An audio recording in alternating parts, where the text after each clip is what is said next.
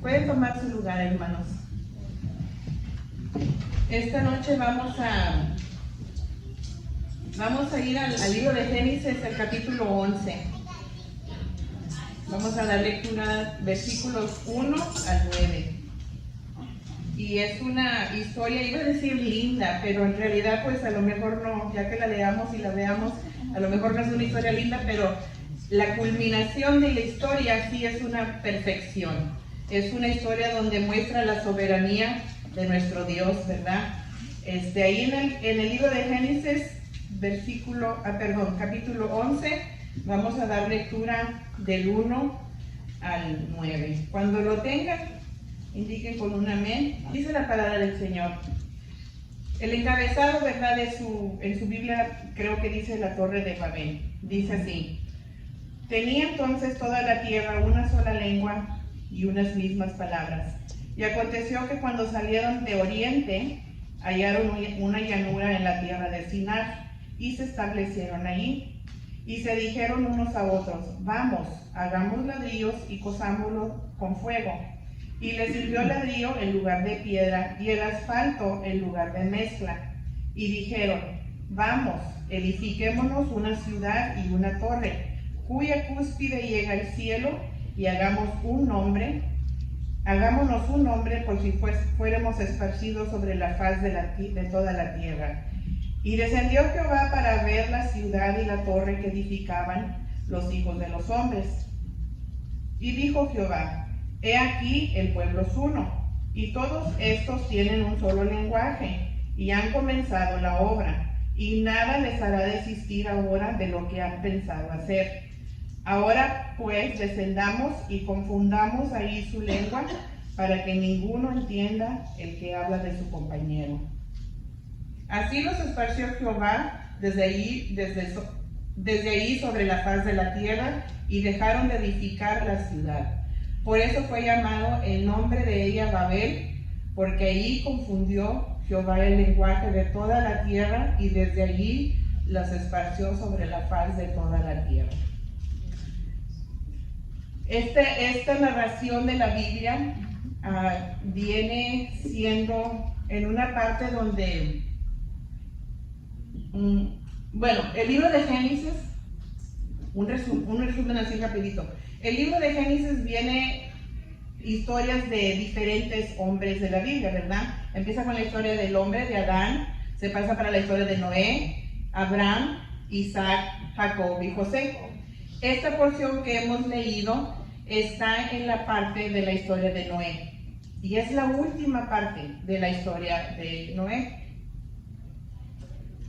Inclusive los capítulos 6 del 6 al 11, ahí habla de cuando Noé construye el arca, el diluvio, cuando termina el diluvio. Entonces, aquí empieza el versículo 11, donde dice: tenían entonces toda la tierra una sola lengua y unas mismas palabras. Pero antes de entrar a esto, sí quiero hacer hincapié en algo. El diluvio sabemos que fue juicio de Dios por el pecado de la tierra. Sabemos que es lo que Dios determinó, ¿verdad?, para el hombre, por cómo vio cómo estaba la situación. Y a causa de la rebelión del hombre, Dios pues mandó el diluvio. Y en cierta manera es como un retrato, ¿verdad?, de lo que ha hecho también para redimirnos del pecado. Dio instrucciones a Noé en aquel entonces, construir una arca, y que él pregonara y anunciara a las personas, a la gente, lo que venía, lo que iba a suceder. Entonces todo aquel que decidiera aceptar y decidir subir al arca, pues se salvaba. Igual así como el mundo y la humanidad hoy en día. El que decida escuchar y poner caso al evangelio que se anuncia, aceptar a Jesucristo, pues va a ser salvo, ¿verdad? Así como usted y yo hemos aceptado y ya tenemos nuestra salvación. Entonces, queremos pensar que cuando escuchamos así como un estilo, ¿cómo se dice? Un warning, una advertencia, y vemos lo que sucede cuando no hacemos caso, pues queremos pensar que vamos a aprender nuestra lección, pero sabemos que así no es. De hecho, uno piensa que después del diluvio a lo mejor ya estamos peor, la humanidad, de como en aquel entonces. Entonces, volvamos al versículo 1, donde dice que toda la tierra tenía una sola lengua y unas mismas palabras. Hemos aprendido mucho estos últimos domingos con nuestro pastor, que nos está dando tocante lo que es cada libro de la Biblia, y en Génesis hemos aprendido que es el inicio de muchas cosas, el origen de muchas cosas. Y de hecho aquí nos está hablando que en un tiempo solamente había una lengua, un idioma en toda la tierra. Si yo me puse a investigar y por curiosidad dije, ¿cuántos idiomas, cuántas lenguas hablan ahorita en la actualidad en el mundo? Y lo que yo pude ver es que hay cerca de 7,000, de 6,500 a 7,000 lenguas diferentes en todo el mundo. Y es verdad que algunas de esas lenguas, pues no mucha gente lo habla, pero existe. Entonces, lo otro que es interesante de ver es de que los científicos, hay una ciencia, yo aprendí una palabra nueva esta semana, ahorita se las digo, pero hay una ciencia que estudia pues lo que es la lengua, lo que es los idiomas, el origen de los idiomas, culturas, cómo que tiene que ver la lengua en eso. Y son dos diferentes ramos, una es la lingüística y otra es esta que yo aprendí nuevo, mi papá me enseñó, tuve vocabulary lesson esta semana, filología, esa yo no la conocía. Entonces, se llaman lingüistas y filólogos. Estas personas han determinado o han visto de que hay un origen, solamente una lengua que es el origen de todas estas lenguas. Imagínense usted, 7,000 diferentes y hay una lengua. Entonces, como usted y como yo tenemos la Biblia en nuestras manos, no tenemos que tener un doctorado ni un PhD para saber eso. Pero estas personas tuvieron que hacer muchas investigaciones y estudios para determinar que todas las lenguas vienen de un solo origen. Y aquí nos dice la Biblia, tenía entonces la tierra una sola lengua y unas mismas palabras. También encontré un artículo y le voy a leer una parte de este artículo. Bueno, antes de leerles esto, hay algunas explicaciones que estos mismos científicos quieren dar tocante el origen de las palabras. Y entre ellas hay algo que dicen mitos. Los mitos son cosas que, pues en realidad, they're not true. Es como se explican como cuentos, cómo se explica algo, ¿verdad? Y lo que yo vi, y sí pues sentí un celo, es de que entre esos mitos que enumeraban estaba el mito de la Torre de Babel. Y sabemos que esto no es un mito, es un hecho, porque no lo dice la Biblia. Entonces, este artículo que yo leí parte dice esto. Dice, dado que durante la prehistoria, es decir, antes de que hubiera libros de historia que se escribieran o que se haya, no existía la escritura, ha sido un tanto complejo para los lingüistas descifrar cómo es que los antiguos hombres se comunicaban. Estas son las personas que tienen doctorado, ¿verdad? No saben cómo se comunicaban. Y esto es como explican que se comunicaban antes. Dice, probablemente gruñendo, con gestos o con mímica, y se encontraban que todas estas expresiones, juntos con pinturas rupestres, eso que dice pinturas en las rocas, ¿verdad?, fueron una parte crucial para que el hombre desarrollara sus habilidades. Pues yo no sé usted, pero yo no creo que eso sea cierto de que el gruñido y los gestos, el hombre así se comunicaba primitivo. A lo mejor ahorita sí se comunica el hombre a gruñe y hace gestos cuando la esposa le manda hacer algo, ¿verdad? Pero yo no creo que esa sea la manera de que originalmente se comunicaban. Porque si vemos la Biblia en Génesis, vemos en el primer capítulo de Génesis, ¿quién fue la primera entidad que habló? Dijo Dios, sea la luz, y fue la luz. Entonces Dios habla. Y les voy a dar rapidito, ¿verdad?, las referencias. En capítulo 1 tenemos versículo 3, 6, 9, 11, 14, 20, 22 y 24, donde Dios habla durante la creación. Después, en ese mismo capítulo, versículo 26, Dios comunica en alta voz sus planes para crear el hombre. Entonces Él está hablando porque dice, dijo Dios, ¿verdad? En el versículo 28 y 29, allí Dios ya habla al hombre. En el versículo en el capítulo 2, versículos 16 y 17, él habla con Adán. En el versículo 18 habla con Eva, o habla a Eva, comunica su plan para criar a Eva, Y en el capítulo 3, ya sabemos que él habla con Adán, Eva y la serpiente. Entonces, la comunicación del lenguaje existía desde un principio.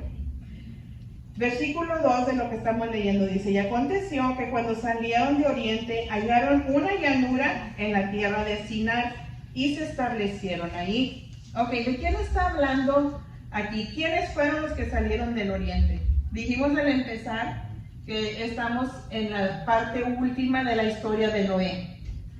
Y el arca ya se secó el diluvio y el arca cayó en un lugar. Y esto les quiero mostrar para un visual. Entonces, si leemos anteriormente, donde el arca llega, la Biblia nos dice que llega a un lugar que se llama Monte Ararat, ¿verdad? Ahí. Ahorita les hago la referencia del mapa actual. Y en este versículo estamos viendo que nos dice que salieron del oriente y fueron y se llegaron a Sinar. Sinar está aquí. ¿Ok? No sé, está medio borroso, pero porque así están las fotos. Esta parte del mapa que yo les estoy mostrando viene siendo más o menos en el mundo actual, más o menos en esta área donde estoy, más o menos por ahí. ¿Ok? Este es el mapa del mundo. Aquí tenemos Irak, Irán, más o menos en ese lugar. Y si lo hacemos ahorita, ese lugar, estamos hablando.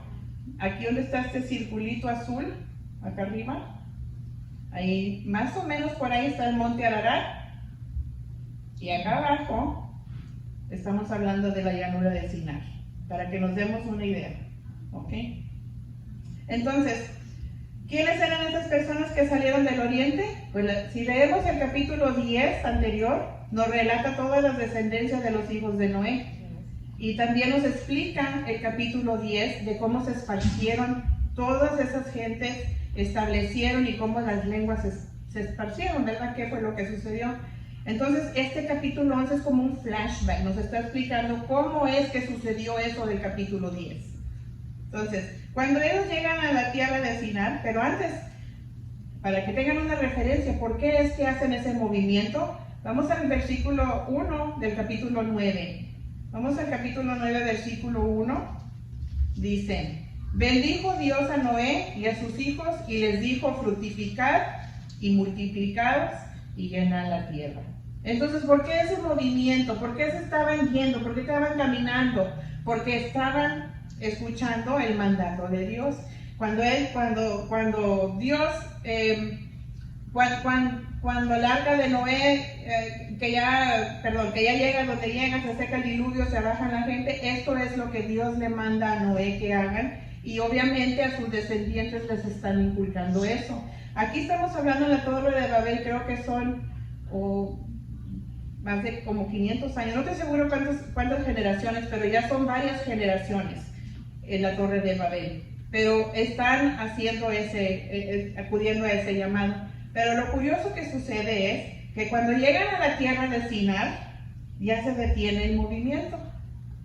Y déjenme enseñarle, bueno, ahorita vamos ahí. Dice: y se dijeron unos a otros: vamos, hagamos ladrillo y cosámonos con fuego, y les sirvió el ladrillo en lugar de piedra y el asfalto en lugar de mezcla. Bueno, entonces aquí está, Dios da un mandato al hombre: multiplicados, fructificar, llenar la tierra. Eso quiere decir que lleguen a esparcerse, ¿verdad? Pero entonces es como somos nosotros, nos da un mandato, nos dicen que hagamos algo y vamos con muchas ganas empezando a lo mejor, ¿verdad? Pero de repente vemos algo que nos llama la atención, algo que nos distrae y perdemos un poquito el enfoque, o a lo mejor mucho. Estas personas llegaron a una llanura de Sinar. Esta foto que les estoy mostrando es de mostrarles lo que es una llanura. ¿Ven esta parte de la tierra? Esta es una llanura. Si nos imaginamos de dónde vienen de ellos de la montaña, porque allá está del monte Ararat. Cuando ellos están esparciéndose, vienen caminando, bajando montaña. Una montaña, sabemos que es un trecho muy traicionero, muy duro, muy difícil, muy laborioso de bajar, de esquivar, ¿verdad? Perdón. Pero al llegar a este lugar, que yo me imagino que ellos ven, oh, qué bonito, plano, todo verde, todo bien padre, cerquitos del agua, y su mente empieza a maquinar todas las posibilidades que pueden tener en ese lugar. ¿Y qué pasa? Se les olvida de lo que Dios les dice, que es llenar la tierra. Entonces ellos ven eso, algo muy atrayente para ellos, y no nada más es atrayente, empiezan a ver las posibilidades. Y se les olvida que tienen que seguir, multiplicar, fructificar, llenar la tierra. Entonces, en su mente empiezan a maquinar, empiezan a ver todas las posibilidades, y como Dios nos creó con razonamiento, con inteligencia, con uso de facultades, ellos vieron que podían hacer algo con sus manos. Y dice aquí, hacer ladrillos. Ahora, en aquel entonces, cuando se hacían hogares, cuando se hacían viviendas, siempre se usaba la naturaleza, pero ellos quedaron muy lejos de las montañas, de las piedras. Es muy común ver que cuando se construía algo era con piedras. Por eso dice aquí la Biblia, usaron el ladrillo en vez de piedras. Usaron asfalto en vez de mezcla, porque ellos mismos empezaron a laborear y construir estas cosas. Cosa curiosa de esto de hacer ladrillos. En la otra instancia que vemos que el pueblo, bueno, todavía no es el pueblo de Israel, aquí van iniciando las naciones, pero ya cuando el pueblo de Israel ya es una nación, en la otra instancia que se menciona donde están ellos haciendo ladrillo es cuando están de esclavos en Egipto. Y la otra instancia donde se usa la mezcla es cuando la madre de Moisés usa mezcla de asfalto para cubrirla, como la brea, la canastita donde lo esconde. Entonces yo digo, qué linda es la palabra de Dios, o sea, qué cosas podemos ver, las conexiones, ¿verdad? Entonces, estas personas empiezan a ver lo que ellos son capaces, empiezan a ver las posibilidades, se les olvida ya por total de que ellos tienen que seguir esparciéndose como Dios mandó, y empiezan a ver lo que ellos pueden hacer. Y como dice la palabra de Dios aquí, dice, vamos, hagamos, como echándose porras unos al otro. Y así somos. Si hay alguien que nos estimula y nos anima, nos da más ganas de hacer las cosas. Entonces empiezan ellos a hacer estos ladrillos, y ven que tienen ladrillos, ¿y qué se les ocurre?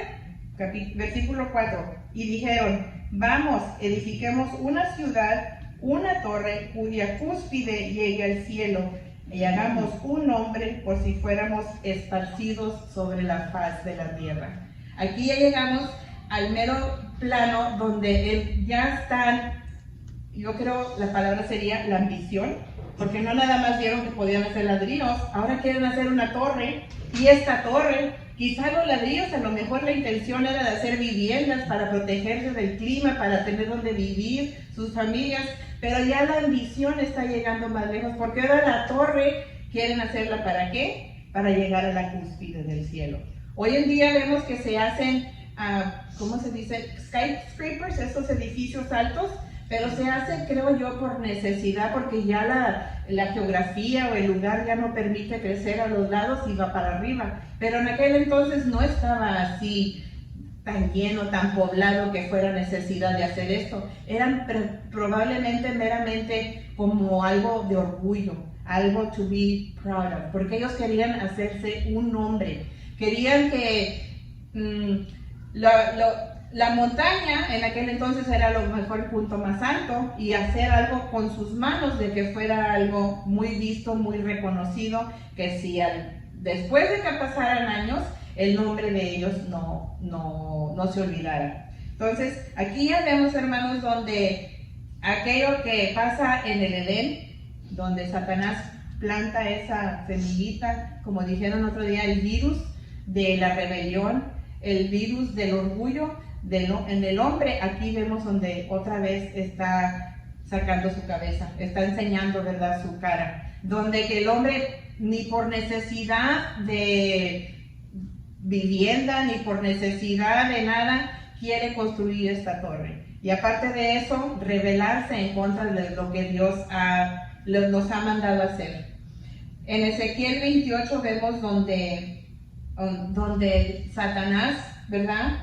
Que describe que fue criado como una criatura libre, una criatura hermosa, una criatura llena de belleza y de esplendor. Ese orgullo le llegó a la cabeza y ese orgullo ocasionó que se rebelara contra Dios. Y aquí estamos viendo otra vez este tipo de actitud y comportamiento y este tipo de manera del hombre, ¿verdad?, de hacer lo suyo igual. El versículo 5. Y descendió Jehová para ver la ciudad y la torre que edificaban los hijos de los hombres, perdón. Entonces, el plan de estos hombres era hacer una torre que llegara al cielo. Pero irónicamente, Jehová desciende. Aquí dice la Biblia que descendió Jehová. Y mi mente empieza a maquinar, ¿por qué descendió Jehová? ¿Por qué tuvo que descender Jehová? Porque servimos a un Dios que es omnipotente, omnipresente, omnisciente. Sabemos que de él, donde él estaba, podría ver lo que estaba haciendo la gente. Sabemos que él conocía el corazón y la intención. Y sabemos que él conocía todo. ¿Por qué tuvo que descender? Entonces mi mente empieza a maquinar y yo pienso, a lo mejor fue el tipo como para hacer sarcasmo, para como decirles, miren, ustedes querían hacer esta torre llegar al cielo y ni a los talones me llegó, yo tengo que ir a bajar para ir a ver lo que están haciendo. O también es para enseñar y demostrar que cuando nosotros estamos en nuestra propia inteligencia, en nuestra propia sabiduría, en nuestra propia capacidad, dice la palabra de Dios que lo más inteligente del hombre es como lo menos inteligente de Dios. No exactamente, estoy parafraseando.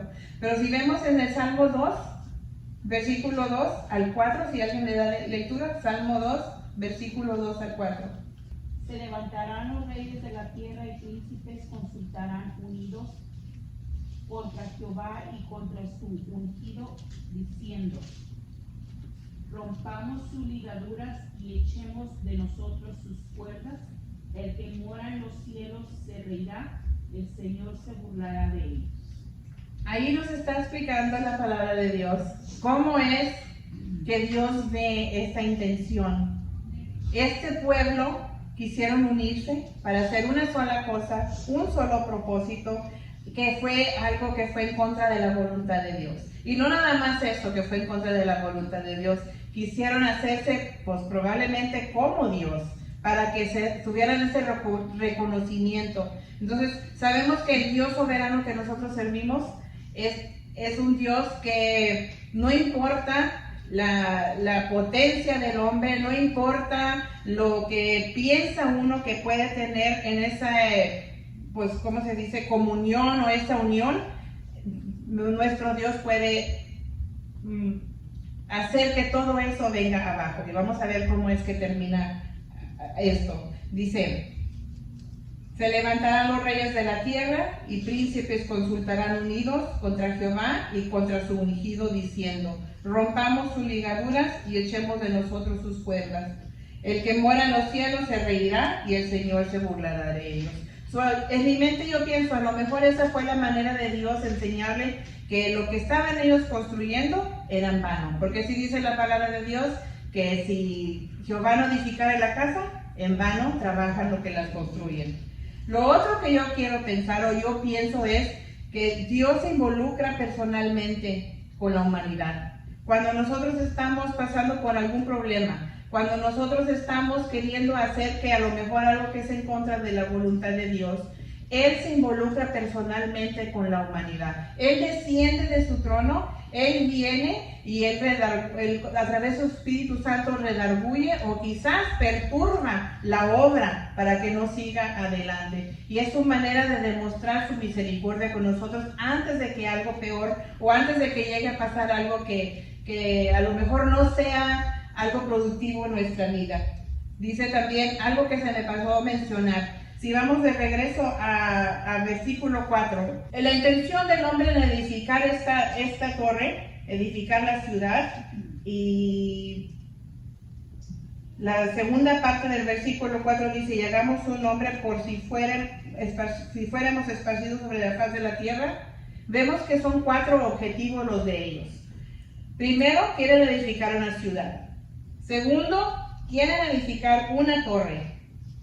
Tercero, quieren hacerse un nombre para ellos. Y cuarto, quieren impedir la dispersión.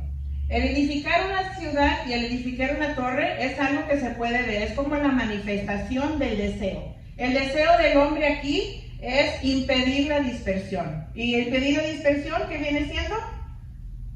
Rebelarse en contra de la voluntad de Dios. Porque vimos que en el versículo 1 del capítulo 9, ahí es donde dice Dios que se esparcieran y llenaran la tierra.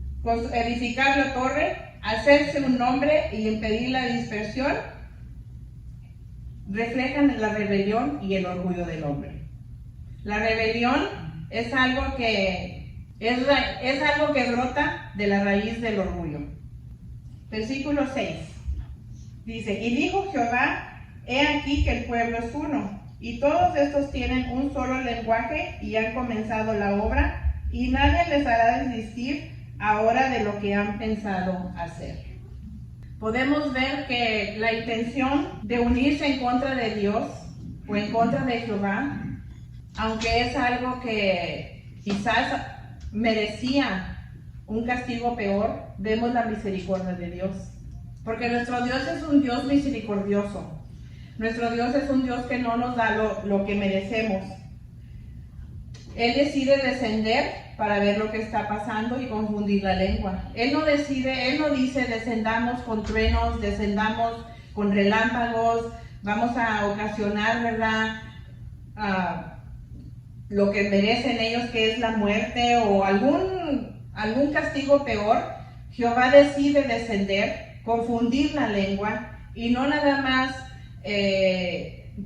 no dar lo que merecen por el pecado que están cometiendo de rebelión o de orgullo. Cuando el hombre se quiere unir y quiere hacer algo que es contrario a la voluntad de Dios, usando lo mismo que Dios nos ha otorgado, que es nuestro uso de las facultades, que es nuestro talento, que es en esta ocasión ellos quisieron usar su idioma, quisieron usar lo que tenían en común, quisieron usar su trabajo, su labor para poder hacerse y ensalzarse más que Dios. Eso es algo que ocasiona raíces como de autosuficiencia, raíces de orgullo, raíces de querer creer o de querer pensar o actuar como que no necesitamos de Dios. Raíces de que nosotros lo podemos todo y lo podemos hacer sin necesitar de Dios. Entonces aquí en esta historia se está viendo como el inicio de estas personas que tuvieron esa segunda oportunidad, porque como quien dice, no necesariamente ellos fueron los que sobrevivieron el diluvio, sino que son descendientes, ¿verdad?, de los que sobrevivieron del diluvio y tienen una segunda oportunidad para hacer lo que Dios se propuso en su corazón. Cuando Dios decide descender y bajar del cielo para ver lo que están haciendo, me imagino que no se percataban o no veían o ya se habían olvidado, ¿verdad?, del enfoque o de aquella cosa que Dios les había mandado hacer, y ya estaban ellos en su mero apogeo, que ellos tenían en su corazón esa raíz. Gracias a Dios que tenemos a un Dios que es misericordioso y que a través de la sangre del Cordero podemos redimirnos día con día. Gracias a Dios que nuestro corazón, aunque hay veces que quiere surgir ese tipo de comportamiento, ese tipo de rebelión, ese tipo de sentimientos de orgullo, de querer pensar que no necesitamos de Él, gracias a Dios tenemos esa oportunidad día tras día de nosotros llegarnos ante Él. Es muy fácil de olvidar lo que Dios hace por nosotros. Es muy fácil explicar cómo es que la humanidad hace eso cuando no tienen a Cristo en su corazón. Pero cuando lo hacemos aquí dentro de la misma familia de Dios, eso es un poquito difícil, eso es un poquito como levantamos la ceja, como decimos, ¿qué es lo que está pasando? Estos hombres o este pueblo, estas personas, tenían todas estas habilidades y recursos para poder hacer esto, y lo usaron no para honra y gloria de Dios, sino para querer darse un nombre. Nosotros aquí tenemos este lugar, nosotros aquí tenemos la oportunidad de reunirnos aquí en nuestra iglesia, aunque somos poquitos, es una iglesia pequeña, pero es una iglesia donde venimos de corazón a darle gracias a Dios. Venimos de corazón a estar en su presencia, y hay veces que como estas personas perdemos el enfoque. Hay veces que como estas personas perdemos lo que es la voluntad de Dios. A mí me gustó mucho lo que dijo el hermano, nuestro pastor el otro día, que dice que cuando venimos a la iglesia es porque necesitamos un recordatorio. Necesitamos venir para que nos recordar lo que es la palabra de Dios, para recordar lo que Jesús hizo por nosotros, lo que Dios ha hecho por nosotros, y no olvidarnos como estas personas que fácilmente se olvidaron del propósito, se olvidaron del enfoque. A la primera cosa que vieron que les quitó a lo mejor pensaron, oh, a lo mejor esto está más fácil, está mejor, está más bonito, ya no tenemos que seguir caminando, el viaje es muy traicionero, el viaje es muy difícil, pero ellos aquí quisieron llegar y descansar. Hay veces que estamos hablando, ¿verdad?, del tópico del orgullo, porque esto es lo que movió a estas personas a hacer esto. Hay veces que cuando nosotros nos dejamos llevar por ese orgullo, surgen otro tipo de sentimiento que es contrario a la voluntad de Dios, y se manifiesta en maneras como se manifestó en estas personas, en querer hacer algo para ellos propios, no para Dios, no para la honra y la gloria de Dios, sino que para ellos propios. Hay veces que nos sentimos el desánimo, decimos, bueno, pues a lo mejor no quiero venir, o cuál es el punto de venir, que al cabo siempre somos los mismos, o hacemos las mismas cosas. Pero tenemos que considerar esto. Si nosotros somos una criatura, como hombre, como humanidad, somos personas o somos criaturas que somos de rutina. Nos levantamos en la mañana, tenemos una rutina, ¿verdad? Hacemos, no sé, qué sé yo. Voy a decirles mi rutina. Me levanto, me cepillo, lavo, bueno, hacemos todo lo que hacemos, café, vamos a trabajar, good morning, ¿cómo estás? Todo lo hacemos repetidamente. Y no nos fastidia eso. Y nunca decimos, somos los mismos, o son poquitos. Pero ¿por qué cuando se trata de las cosas de Dios somos muy fáciles para renegar? ¿Por qué cuando se trata de las cosas de Dios somos muy prestos para olvidar lo que Él nos ha encomendado?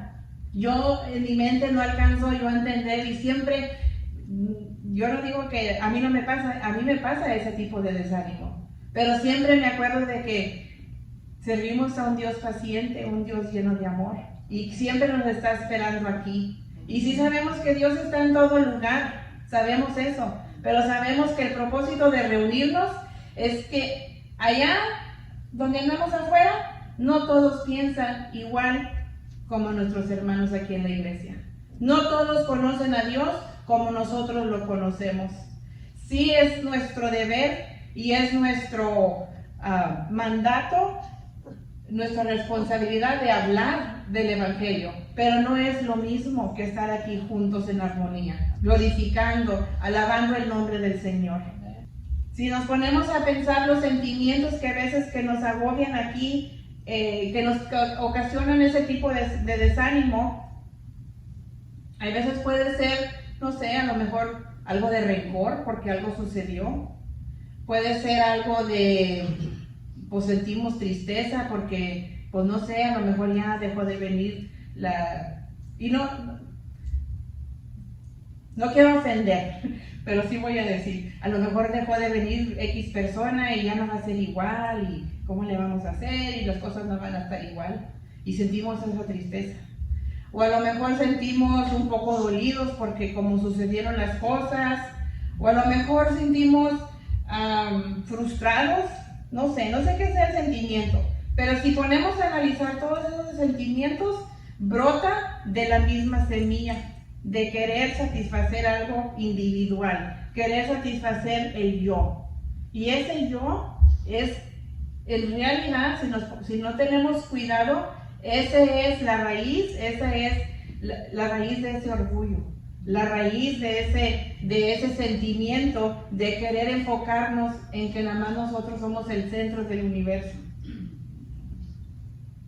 Como las plantitas, hay veces que vemos una planta, ¿verdad?, que tiene flores, un árbol que da fruto, y para que ya dé ese fruto y para que ya dé esa flor, quiere decir que ya tiene raíz. Entonces, si nosotros somos muy prestos o muy prontos para dar ese tipo de fruto, para dar ese tipo para brotar así, es que ya tenemos esa raíz. Y tenemos que, en realidad, hermanos, encomendarnos a nuestro Dios, a pedir del Espíritu Santo que nos ayude a arraigar eso. Cristo viene pronto. Amén. Y quiere una iglesia unida. Amén. Quiere una iglesia unida, unificada, un solo sentir. Y no quiere decir que no vamos a tener nuestras diferencias. Vemos aquí en este relato de esta historia, no tenían diferencias, tenían mucho en común, trabajaban juntos, pero no lo usaban para lo que es la honra y la gloria de Dios. No lo usaban para lo que es la voluntad de Dios. Lo usaron para hacer algo por sí mismos. Buscaban un nombre, buscaban bendición, buscaban reconocimiento del hombre. No buscaban la bendición de Dios. Para recibir la bendición de Dios, hay que hacer la voluntad de Dios. Amén. Es la única manera. Amén, así es. Es la única manera. No podemos estar haciendo cosas para aparentar. No podemos estar haciendo cosas para recibir el gracias. Esa no es la motivación. A Dios le agrada que nosotros busquemos nuestro gozo, nuestra felicidad, dándole la honra y la gloria a Él. Amén. No buscando la honra y la gloria para nosotros, que es lo que estos hombres estaban haciendo, buscando la honra, la gloria de nosotros. Les voy a hacer una pregunta. ¿Cuántos de ustedes saben un nombre de uno de estas personas que haya construido la Torre de Babel? ¿Hay algún nombre en libros de historia? No hay ninguno. Y eso es lo que ellos buscaban. Si vamos al capítulo 12, donde Dios le promete a Abraham, capítulo 12, versículo 2, dice: y haré de ti una nación grande y te bendeciré y engrandeceré tu nombre y serás bendición. Ahí está la promesa de Dios de lo que estos hombres buscaban. ¿Cuántos conocemos a Abraham? ¿Cuántos sabemos la historia de Abraham? Todo el mundo. Hay Father Abraham, hasta incluso los que no son cristianos del mundo árabe conoce el Padre Abraham. ¿Por qué? Porque Dios respaldó esta bendición. Viene de Dios esta bendición. Si nosotros queremos bendición duradera, tenemos que hacer la voluntad de Dios. Versículos 8 y 9 ya nos relata cómo termina todo esto. Dice: así esparció Jehová desde allí sobre la faz de toda la tierra, y dejaron de edificar la ciudad. Por esto fue llamado el nombre de ella Babel, porque allí confundió Jehová el lenguaje de toda la tierra, y desde allí los esparció sobre la faz de toda la tierra. Entonces, meramente lo que Jehová hizo, una cosita pequeña: confundir el idioma. ¿Sabe que cuando nosotros vamos en contra de la voluntad de Dios y que no hacemos conforme, o no hacemos lo que se nos haya dado de talento o algo que desarrollemos en la obra, es todo lo que vamos a estar sintiendo, confusión, porque estamos desconectándonos de ese propósito. Entonces Él trae confusión y se esparce. Ya todos hablan de todos idiomas. Todos hablan diferente idioma. Si vamos al capítulo 10, versículo 32, vamos a ver, dice: estas son las familias de los hijos de Noé por sus descendencias, en sus naciones, y de estos se esparcieron las naciones en la tierra después del diluvio. Así fue como, ahorita les voy a enseñar algo que quiero ilustrar, pero así fue como las naciones que usted y yo conocemos ahorita, así fue como se establecieron. Porque por causa de que el hombre quería hacer algo, primero, en contra de la voluntad de Dios, segundo, para gloria de Él mismo, nuestro Dios soberano ya tenía su plan. Nuestro Dios soberano ya tenía su propósito. Y por causa de eso, esto fue lo que sucede. Se esparcen. Todos se van a diferentes partes de la tierra. El capítulo 10 narra las descendencias de Noé, que son los hijos de Sem, Cam y Jafet. Esos tres hijos, aquí en el capítulo 10, ahí nos dice, como quien dice, para qué parte de la tierra se esparce. Ahorita les voy a enseñar en la ilustración. Entonces, el idioma, la lengua, es un instrumento o es una herramienta o algo que Dios nos ha dado para usar, para comunicar. El idioma también es algo que el hombre ha usado para su propia ventaja. Si nos ponemos a pensar, antes de la expansión o antes de la división o la separación de lenguas, que había una sola lengua, en la Biblia nos dice que uno de los descendientes de Cam, si vamos al capítulo 10, versículo 7, dice, y los hijos de Cus, Seba, Ávila, Sapa, Rama y Sarteca, y los hijos de Rama, Seba y Dedán. Y leí eso porque decía Cus, que fue un hijo de Cam. Y luego dice, y Cus engendró a Nimrod, que llegó a ser el primer poderoso en la tierra. Este fue vigoroso cazador delante de Jehová, por el cual se dice, así como Nimrod vigoroso cazador delante de Jehová, y fue el comienzo de su reino, Babel, Erec, Akkad y Calne, en la tierra de Sinar. De esta tierra salió para Asiria y edificó Nínive, Rehoboth y Calá. Hasta ahí voy a leer. Hemos escuchado, hemos sabido de que el pueblo de Nínive, como eran. Una vez el hermano Israel nos comparte una predicación de por qué Jonás no quería ir, qué tipo de personas, qué tipo de imperio era. Entonces, Nimrod, como quien dice, fue el primer líder que establece este tipo de imperio, ¿verdad? Entonces, pienso yo, no dice en la Biblia que en Babel fue la idea de Nimrod, pero yo me imagino que voy a decirlo así, que entre la bola ahí andaba él. Y como se dice que era un hombre vigoroso, cazador, aquí la Biblia dice, pero en libros de historia da referencia que a lo cazador no se refiere a cazador de animales, se refiere a cazador de hombres. O sea, era un hombre que cuando él reinó con ese tipo de mano dura, mano para, ¿cómo se dice? Para intimidar, para controlar.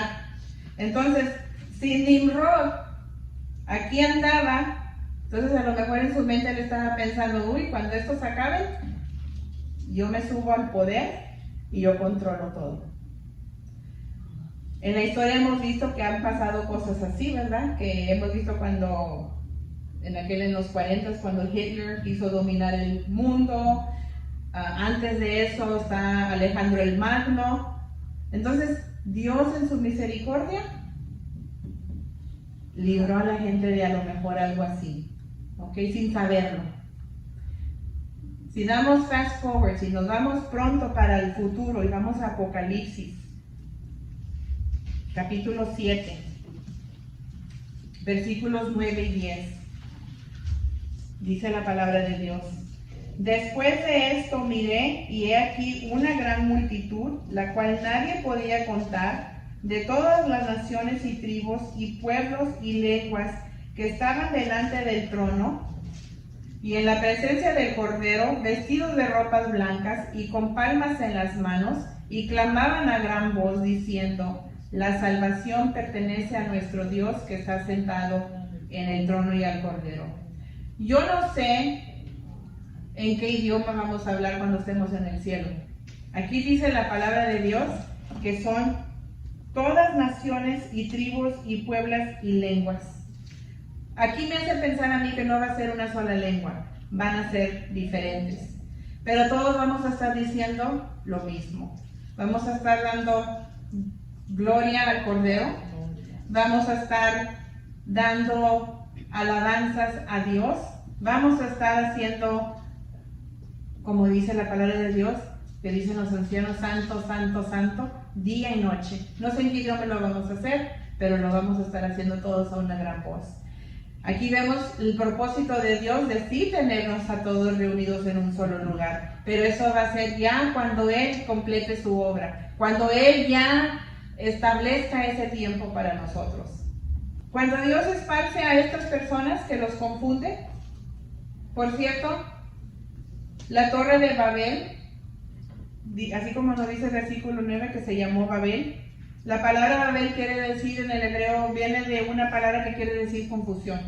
Entonces, cuando Dios confunde y que ya no pueden ellos entenderse, me imagino que ahí viene donde ellos empiezan a pensarle dos veces para poder hacer algo. Cuando no podemos entendernos unos a los otros, ¿qué hacemos? Como que tiramos la toalla y dejamos de trabajar juntos. Así hicieron ellos. Pero lo de ellos fue porque así lo determinó Dios.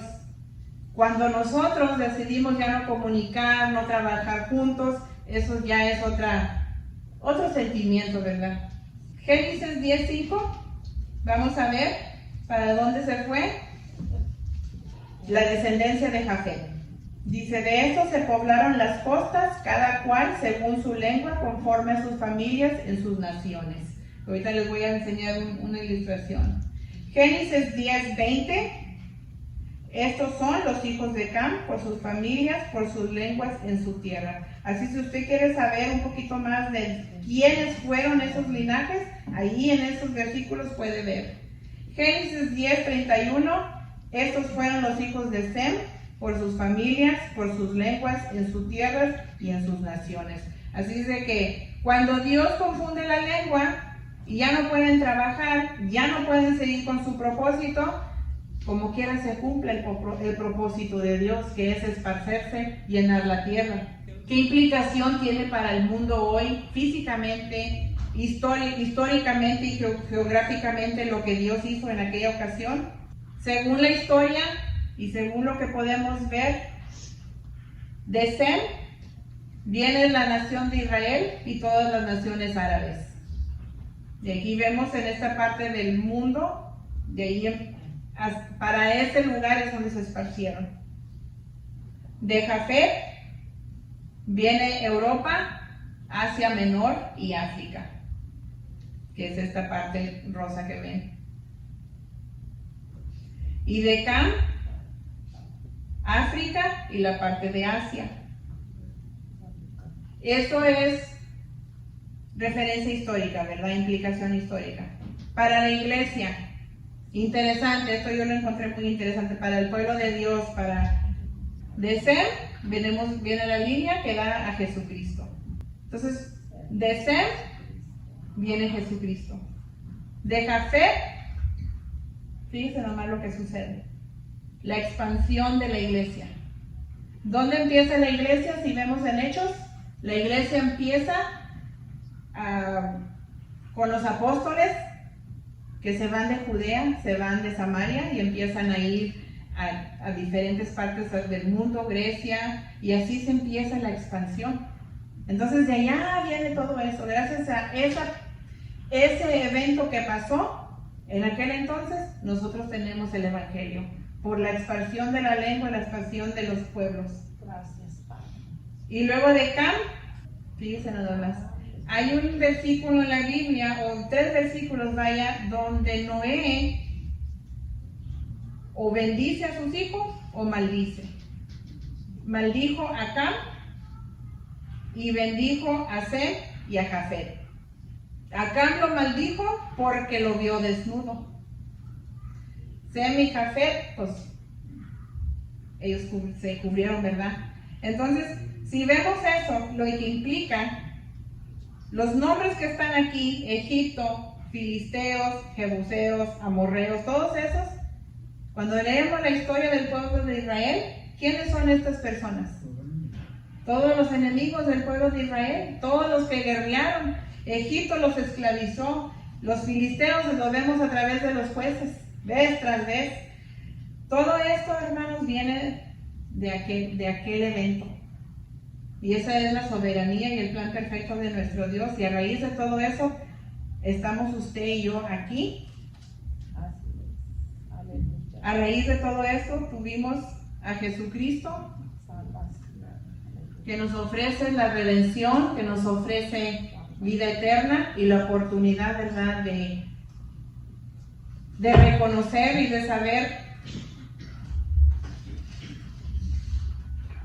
de conocer más a Dios, y de saber de que en la soberanía de Dios podemos descansar.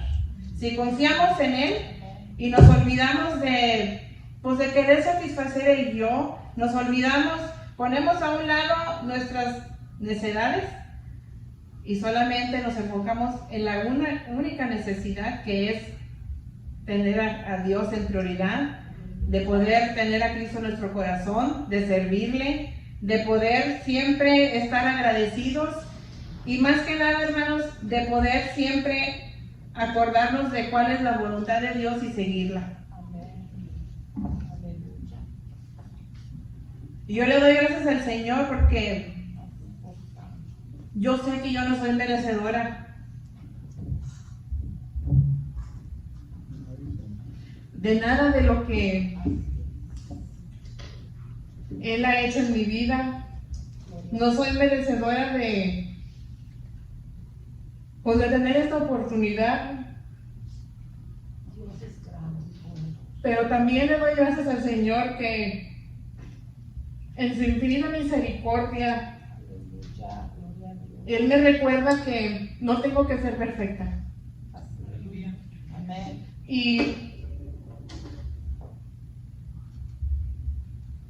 Y no me deja Él, a través de su Santo Espíritu, que caiga yo en esa desolación porque es muy fácil decir, pues no, yo no puedo, no lo merezco, no soy perfecta, ¿cómo me voy a parar allá si pues diariamente hacemos esto y el otro? Siempre tenemos eso que nos está, ¿verdad?, llenando la cabeza. Pero si hay esa oportunidad, si Dios nos da ese don, si el Espíritu Santo nos da ese don, Dios nos da el don a través del Espíritu Santo, hermanos, no queda mucho para la venida de Cristo. Y Él nos tiene que encontrar trabajando para su obra. Él nos tiene que encontrar que el enfoque sea Él.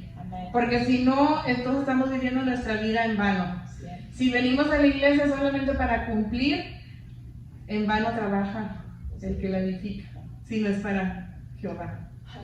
Y yo sé, hermanos, que aquí todos los que estamos aquí lo hacemos de corazón. Y vamos a seguir adelante hasta que el día que Cristo venga. Y no nos vamos a dejar llevar por desánimo, no nos vamos a dejar llevar porque fulano de tal no quiere hacer esto, no viene, o qué sé yo, no sé, cualquier cosa. Aquí estamos, hermanos, los que somos y somos los que estamos. Y estamos para glorificar el nombre de Dios. Me encontré esto que voy a compartir con ustedes. Y es algo, pensé, no sé si lo debo de hacer o no, pero creo que si estamos hablando de algo que nos quita el enfoque de lo que es la voluntad de Dios, y ya vemos que la semilla y el virus es el orgullo, ¿verdad? Porque en realidad eso es la raíz. Esto nada más es algo como satírico, dice: el orgullo lo llevamos bien escondido, pero tiene manifestaciones, algo como un disfraz. Ese disfraz puede ser falsedad humanitaria, es decir, que hacemos algún trabajo o acción porque deseamos recibir aplausos y reconocimiento, y si no lo recibimos nos disgustamos al enojo. Otro disfraz es la falsa espiritualidad, es decir, que por fuera adoramos y alabamos y bendecimos, pero por dentro, y nada más dejo 3 puntos del escritor, ¿verdad?, usamos trajes de falsedad, hay veces, que tienen una etiqueta por dentro que está cerca del corazón. cerca del pecho, justo en el corazón. Y estas etiquetas son las siguientes. Don rencoroso. Don rencoroso es un señor bien puesto en su sitio, de una sonrisa fácil pero brillo extraño en sus ojos. Don rencoroso se enorgullece de su excelente memoria, ya que nunca se le olvida ninguna ofensa. Viste de un traje resentido y cada vez se entiende mejor con su nueva amiga la soledad. Padece de úlcera estomacal y si no va urgentemente al médico divino, se puede reventarse de hiel y morir intoxicado de tristeza o atragantado con una raíz de amargura. Tenemos el señor respondón, vive echando chispas, a toda hora genera a su alrededor un alto voltaje y a veces la tensión es tan fuerte que todos se dispersan, se desaparecen. Él siempre tiene la última palabra. También la etiqueta de don peleón, vive con una actitud de ¿con quién peleo hoy? ¿Con quién tengo un problema hoy? Quiere que siempre se den cuenta de que algo no le pareció y se pasa dando sus quejas y corrigiendo todo lo que no le parece. También tenemos a don vengativo. Tiene un espíritu de cazador. Espera al que le hizo algo para devolvérselo. No duerme bien porque vive tramando y esperando el momento de la venganza. Ahora viene don ofendido. Este es uno que mezcla la quietud y el silencio con la dureza. Casi nunca se sabe lo que le pasa porque de repente no saluda. O se lo hace de mala gana. Su mirada es esquiva, sus palabras llenas de fastidio. Su actitud es de, no me pasa nada, pero sí está ofendido. Se caracteriza porque siempre es la víctima, porque él nunca hace nada malo, sino que son todos los demás. Sufre mucho de autoconmiseración, es decir, es miserable. Pero a la vez se siente bien orgulloso de que aguanta mucho, pero se consume por dentro. Y la gente que lo rodea termina aburriéndose de sus malas caras y de su pesimismo, y sin darse cuenta se va desgastando y se va quedando solo. Y así como hay hombres, también hay mujeres, porque también está doña rencorosa, Miss resentida, la señora respondona, señorita peleona, señora vengativa y doña ofendida. Y de todos estos, de ellos tienen sus más grandes logros, es que cuentan con la habilidad de estar dentro de la familia de la iglesia. Pero aquí no hay miedo, ¿verdad? No, hermanos. Unas mil disculpas, ¿verdad? No sé qué sucedió, tuve que tener un momento, pero gracias a Dios que estamos aquí y lo hacemos con gozo, lo hacemos con el propósito, ¿verdad?, de poder compartir algo que sea pues de edificación para la iglesia y para uno mismo, porque siempre que nos toca compartir, siempre es una oportunidad para nosotros también aprender. Amén. Vamos a ponernos de pie y vamos a orar.